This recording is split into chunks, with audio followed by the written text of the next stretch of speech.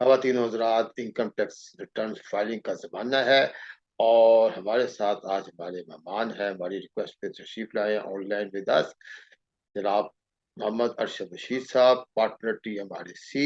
अस्सलाम वालेकुम अरशद रशीद साहब and welcome to the show.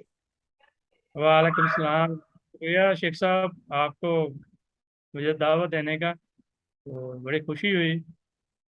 Arshad Rashid साहब, आप एक बिज़ी आदमी हैं, you are very busy professional, आपकी कंसल्टेंसी माशाल्लाह मल्टी डिसिप्लिन है और उसमें वेरियस उसके फैसेट्स हैं।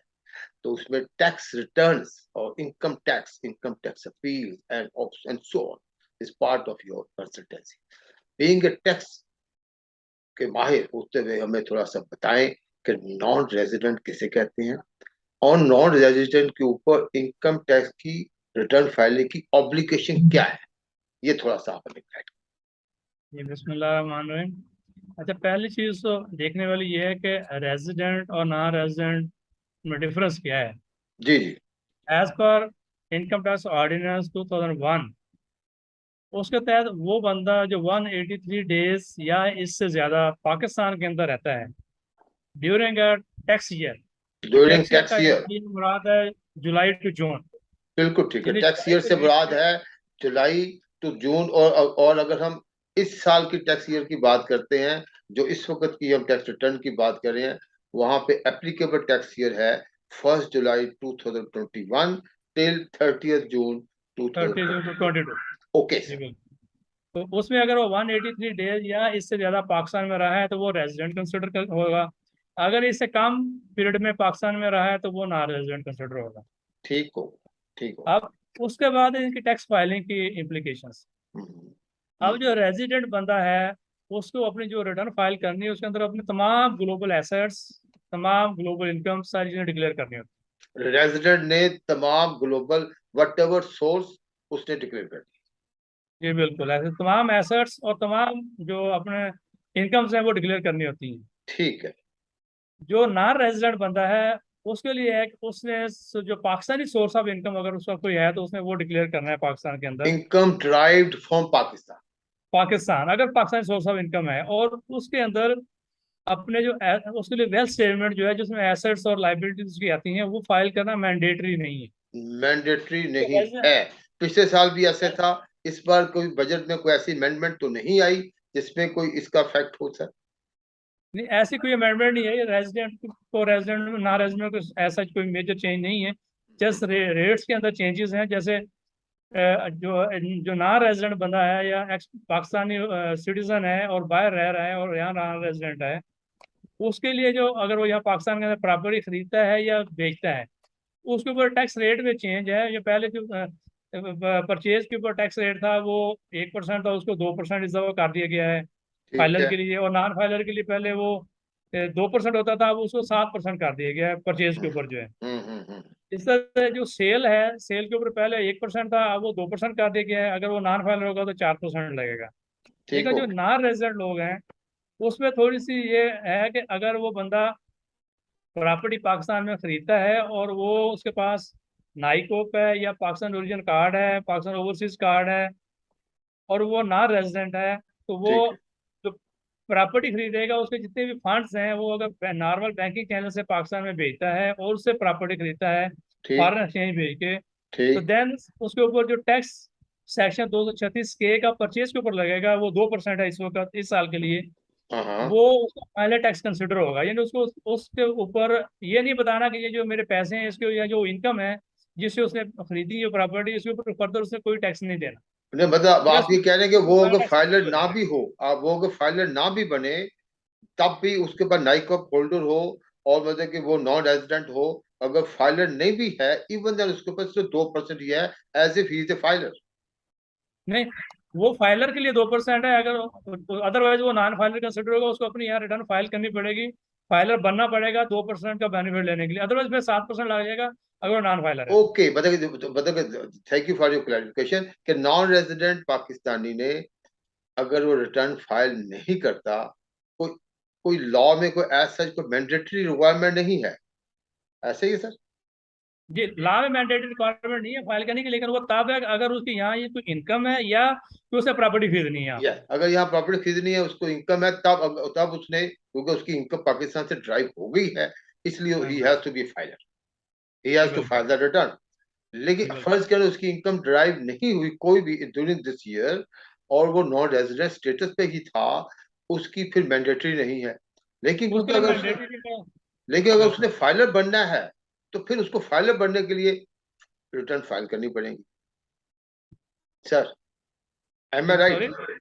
फिर उसको फाइलर बनने के लिए, अगर उसे फाइलर बनना है, उसकी कोई इनकम उसने पाकिस्तान से ड्यूरिंग द ईयर ड्राइव नहीं की, सो इसका मतलब है कि उसके लिए कोई इतनी मैंडेटरी रिक्वायरमेंट तो है ही नहीं है कि वो रिटर्न फाइल करे।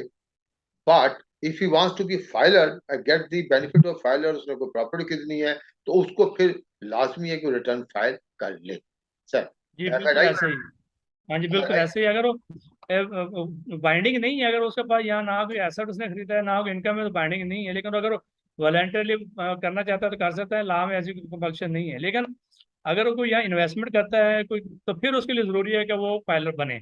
अदरवाइज उसके जो टैक्स रेट्स में फर्क है वो टैक्स हायर रेट पे उसको लग जाएगा। टैक्स रेट लग गया, जो कि आपने बताया कि 2% है, फिर एकदम 4 हो जाता है, फिर 7 हो जाता है, समथिंग लाइक दैट, ऐसे ही है। जी बिल्कुल ऐसे ही। अच्छा, तो इसका मतलब नॉन रेजिडेंस के लिए एक तो ये प्रोविजन होगी कि वो तो आपने बता दी, filing of the tax return, filing of the wealth statement. तो अच्छा अच्छा, वेल्थ स्टेटमेंट भी उसने फाइल नहीं करनी जो उसके एसेट जी बिल्कुल। पाकिस्तान में है? जी जो बाय लॉ मैंडेटरी नहीं है कि ओके। वो अपनी वेस्ट स्टेटमेंट फाइल करे। वॉलंटियरली फाइल करना चाहे तो उस पर कोई वो कदगन नहीं है कि वो नहीं कर सकता। लेकिन बाय लॉ कंपलसरी नहीं है। जो सेक्शन 116 है उसके अंदर लिखा हुआ है कि वो सिर्फ ना रेजिडेंट बंदों ने वेस्ट स्टेटमेंट फाइल करनी होती है, ना रेजिडेंट ने वेस्ट स्टेटमेंट फाइल नहीं करनी होती। वेल्थ चाहे उसकी पाकिस्तान में हो, बेशक है। बिल्कुल। चाहे उसकी पाकिस्तान में, अगर उसका बैंक अकाउंट है पाकिस्तान में, तब भी उसने, उसकी मर्जी है कि वो शो करे ना करे। जी बिल्कुल वैसे ना रेजिडेंट के लिए ऐसे ही। नॉन रेजिडेंट की वजह से, ओके ठीक है। बिल्कुल। तो इसका मतलब कि अरशद बशीर, ये तो नॉन रेजिडेंट्स को अच्छी खासी इन्होंने फैसिलिटी दे दी हुई है कि आप, अदरवाइज तो ये है कि आप एक भी account, if you are resident, और आपका एक भी अकाउंट अगर आपने शो नहीं किया, डिक्लेयर नहीं किया था, तो वो it's is serious in the eyes of the law. जी बिल्कुल ऐसा है कि रेजिडेंट के लिए तो ये है ना कि उसने अगर तो उसके कोई बाहर फॉरेन एसेट्स हैं तो वो भी पाकिस्तान में डिक्लेयर करने हैं। उसके अलग से एक स्टेटमेंट फाइल होती है, अलग से फाइल करनी होती है फॉरेन एसेट्स और इनकम की। सही। रेजिडेंट के लिए नहीं है। इस तरह से परचेज सेल के ऊपर भी है कि जो नॉन रेजिडेंट बंदा है, अगर वो नाई कोप होल्डर है या उसका पाकिस्तान ओरिजिन कार्ड है और नॉन रेजिडेंट है, और वो पाकिस्तान के अंदर उसकी कोई प्रॉपर्टी है और वो प्रॉपर्टी बेचता है यहाँ पाकिस्तान में, तो उसके ऊपर सेक्शन 236 सी का जो है ना वो टैक्स लगता है जो कि अब 2% हो गया, पहले 1% होता था। सही। तो वो फाइलर के लिए 4% है। तो वो टैक्स उसका फाइनल टैक्स कंसिडर होगा। अगर उसको गेन हो रहा है, कैपिटल गेन है, तो उस कैपिटल गेन जो सेक्शन 37 में कवर होता है उसके ऊपर कोई फर्दर कोई टैक्स नहीं देना। ओके यानी उसका जो 2% टैक्स उसने दे दिया वो final tax, that will be consider as final tax. Okay okay okay.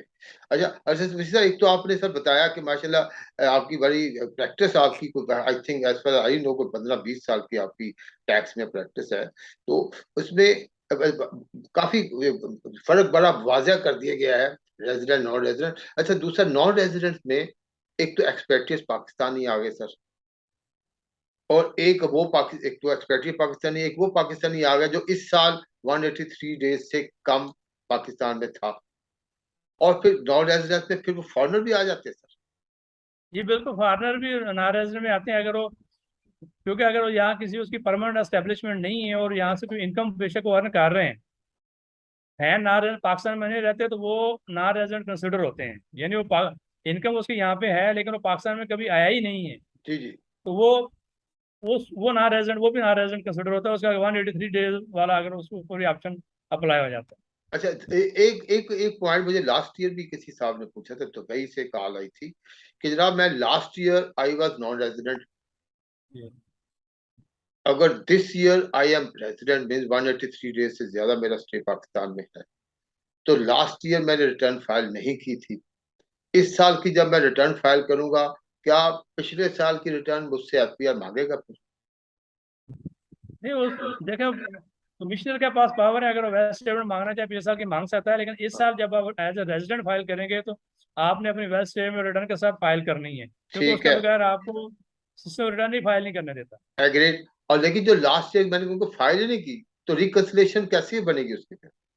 आप अपनी रिकंसिलेशन बनाएंगे, ठीक बना है, के अपने पास रख लें, वो एफईआर को फाइल करना कंपलसरी नहीं है। It's not compulsory. Okay, okay, compulsory नहीं है, लेकिन अगर आप वॉलंटियर करना चाहें तो उस पर कोई आपको रुकावट नहीं कि आप ना करें। ओके, माशाल्लाह। अगर और एडवाइजेबल, ऐसी सूरत में ये एडवाइजेबल होता है कि अगर आप इस बार रेजिडेंट हो गए, लास्ट टाइम आपने वेस्ट फाइल नहीं की तो पिछले साल की भी फिर फाइल कर दें। उससे ये होगा कम से कम कि आपके एसेट की रिकंसिलेशन में चीज़ों में इशू नहीं आएगा, और कल को एफईआर को डेस्क ऑर्डर में चीज़ें देखता है तो वो फिर आपसे पीछे के सवाल नहीं करेगा कि ये कहाँ से आ गई ये चीज़। सही, बिल्कुल जो सही बात। पुरानी प्रॉपर्टी खरीदी होगी उसके पे आपके क्वेश्चन नहीं होंगे। सही बात है, सही बात है। तो अच्छा सीधा और कोई पॉइंट आप बताना चाहें कि बजट में कोई ऐसी चीज आई, जो फाइनेंस एक्ट बन गया है या अमेंडमेंट दो आ चुकी है उसमें, अब जो रिटर्न फाइलिंग का सीजन आ गया है 2022 की, इसमें से related specifically for our foreign, जो जो हमारे एक्सपर्ट पाकिस्तानी हैं, उनके से कोई चीज आप गाइड करना चाहें वो बता लेकिन इस बार एक एक दफा मेजर जो इस बार एक चेंज नहीं आई है इस दफा ला के अंदर, वो सेक्शन 7 आया है, जो कि डीम्ड इनकम के ऊपर आया है कि आपके जो एसेट्स पाकिस्तान के अंदर हैं, इमूवेबल प्रॉपर्टी जितने भी हैं, जी जी। उनको उन्होंने कैपिटल एसेट का नाम दिया, उसके ऊपर फेयर मार्केट वैल्यू का 1% आप एज ए टैक्स देंगे। जो उसको डीम्ड इनकम या डीम्ड रेंटल इनकम का उन्होंने नाम दिया है। हाल तो अभी वो कोर्ट में चैलेंज हुआ है, लेकिन वो एक नई चीज़ है कि आप जो, और वो इस साल अमेंडमेंट आई है और उसको रेट्रोस्पेक्टिवली 2022 के ऊपर भी अप्लाई कर दिया गया है कि हम्म आप 2022 में जो एसेट थे अभी रिटर्न फाइल कर रहे हैं तो आप उसके ऊपर वो 1% टैक्स अपना रिटर्न के साथ जमा करवाएंगे। फेयर मार्केट वैल्यू को जो आपके पास एसेट्स है उसमें कुछ एक्सक्लूजन हैं, जैसे आपके एक रेजिडेंशियल हाउस है उस पर नहीं है, या आपकी एग्रीकल्चर प्रॉपर्टी जहाँ आप कल्टीवेशन कर रहे हैं उसके ऊपर नहीं है, या हम्म। आपके अदर देन दीज जो एसेट्स हैं उनकी अगर मालियत जो है ना वो 25 मिलियन या इससे कम बनती है तो तब आपके ऊपर वो अप्लाई नहीं होगा। लेकिन ओके। अगर वो 25 मिलियन से ऊपर जाते हैं तो फिर आप अप्लाई, लेकिन ये जो टैक्स है ये भी सिर्फ रेजिडेंट के लिए, नॉन रेजिडेंट के लिए ये भी नहीं है। ये भी नहीं है। अच्छा, लेकिन ना एक दूसरी बात देखिए, इस टैक्स में थोड़ा सा ये पहले भी कमेंट्स आए थे हमारे के भी, आपने पिछले साल की इनकम जो इस साल की है, मतलब कि ये तो वो टैक्स हो गया जो कि रेट्रोस्पेक्टिवली हो गया as far as 1 year is concern. जी बिल्कुल। ऐसा ही है। बिल्कुल ऐसे हमारे किसी नॉन जो रेजिडेंट पाकिस्तानी है एक्सपर्ट्स ने कोई भी किसी किस्म की गाइडेंस आपसे लेनी हो, हमसे लेनी हो, जरूर बताएं, डिस्कस करें। आप इंशाल्लाह ताला, मुझे पता है कि आप उनको फौरी तौर पर प्रोफेशनली गाइड करेंगे, उनकी रिटर्न फाइलिंग से इंशाल्लाह लेकर वेल्थ पे जी जी।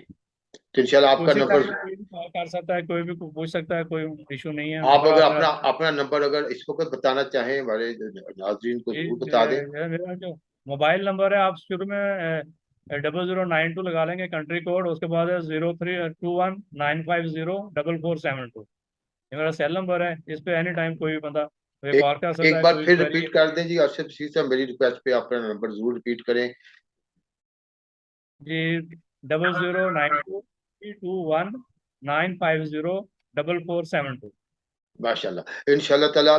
नाजरीन, मुझे पूरी उम्मीद है हमारे अशरफ शी साहब एक्सपर्ट इनकम टैक्स के एक्सपर्ट हैं, कॉस्ट और मैनेजमेंट अकाउंटेंट प्रैक्टिसिंग है, लॉयर भी हैं अब तो माशाल्लाह, और इनकी प्रैक्टिस है और ये बड़ी मेहनत से काम। हमारे चैनल में इसलिए हम उन्हीं प्रोफेशनल को इनवाइट करते हैं जो डेडिकेटेड प्रोफेशनल है, जो कि प्रोफेशनलिज्म में रहते हुए लोगों की खिदमत करते हैं, लोगों को गाइड करते हैं।